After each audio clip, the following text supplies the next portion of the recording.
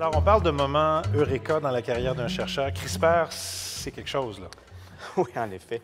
Ça a été évidemment un des gros moments de la carrière du laboratoire.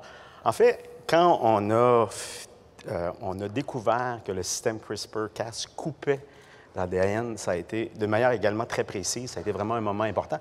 Mais aussi, quand on a préparé l'expérience qui a mené à cette découverte-là. Je me souviens, on était un sous-groupe de l'équipe, on était dans une salle de conférence et puis on était au tableau, puis on développait la manipulation qu'on allait faire pour démontrer toute ça. La méthodologie. Toute la méthodologie. Ça a été vraiment un moment fantastique. Puis de faire l'expérience, puis de réaliser que ça fonctionnait comme on pensait. Donc ça a été vraiment un très, très beau moment. C'est vraiment formidable. Oui, c'était fantastique. C'est comme si on était là. Toujours la même question. Vous allez dire, j'ai une idée fixe, là, mais si vous aviez un financement de recherche illimité, Rémi, vous avez dit que vous travaillerez encore sur les phages. Vous aimeriez pousser cette idée-là plus loin. Dans quelle direction vous aimeriez aller? Mais en fait, alors j'ai commencé à étudier les phages. Là. Je suis allé en microbiologie parce que la première fois que j'ai regardé dans un microscope, j'ai vu qu'il y avait plein de bactéries. Ça m'a absolument fasciné. Par la suite, quand j'étais à l'université... Moi, c'était les étoiles à travers un télescope. Oui, c'est ça, exactement. Exactement. Je comprends très, très bien. Et par la suite, je suis allé à l'université, puis dans un microscope électronique, on a vu ces virus-là.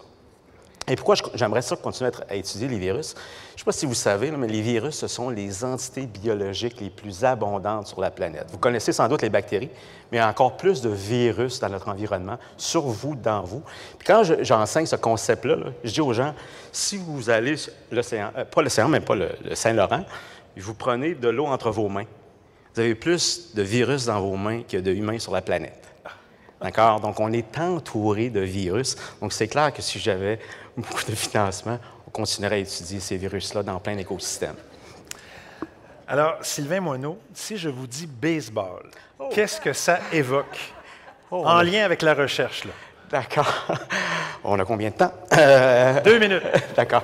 En fait, bon, j'ai joué très, très, très longtemps au baseball. J'ai représenté la province au championnat canadien et tout ça. Ça a Donc, été un bon niveau, là. un certain niveau, effectivement. J'ai entraîné mes enfants également au baseball. Dans mon laboratoire, on a 2 locaux principaux.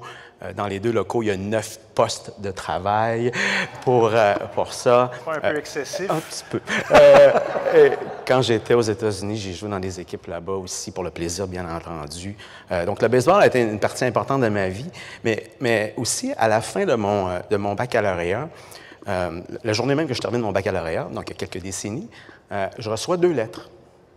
La première lettre, je trouve la lettre, c'est une entreprise qui m'offrait un poste à la fin de mon bac en microbiologie pour étudier la microbiologie de l'eau. Oh, wow! J'étais très heureux. Deuxième lettre du gouvernement qui me dit « Monsieur Moineau, vous avez une bourse pour faire votre maîtrise. » Oh là!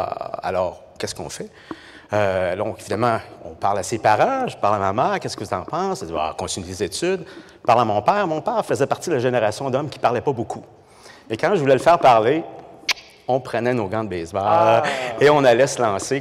L'échange des balles. L'échange des balles. Et puis, ben voilà, je suis ici aussi. On les remercie tous les deux de vous avoir encouragés. Félicitations. Merci beaucoup. Bravo.